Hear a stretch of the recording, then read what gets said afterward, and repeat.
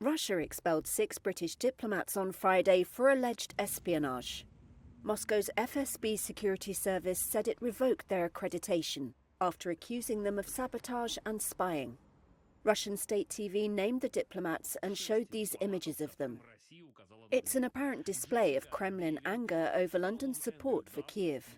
The expulsions come ahead of talks in Washington between British Prime Minister Keir Starmer and US President Joe Biden. The Allies are forecast to discuss letting Ukraine strike deeper into Russia with Western missiles. President Vladimir Putin warned on Thursday that such a development would alter the scope of the conflict and mean the West would be directly fighting with Russia. Kremlin spokesperson Dmitry Peskov said on Friday the expulsion of the diplomats was not an effort to cut ties with London. Obviously, relations between the UK and Russia could barely be worse. However, James Nixie of Chatham House said the two powers appeared a step closer to severing relations. But we're not quite there yet.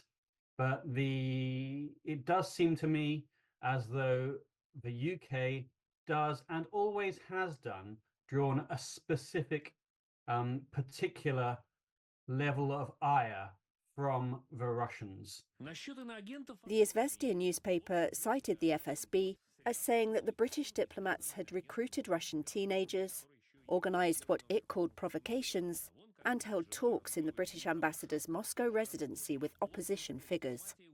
The FSB, the main successor to the Soviet KGB, said it considered the activity of the expelled diplomats as, quote, threatening the security of the Russian Federation.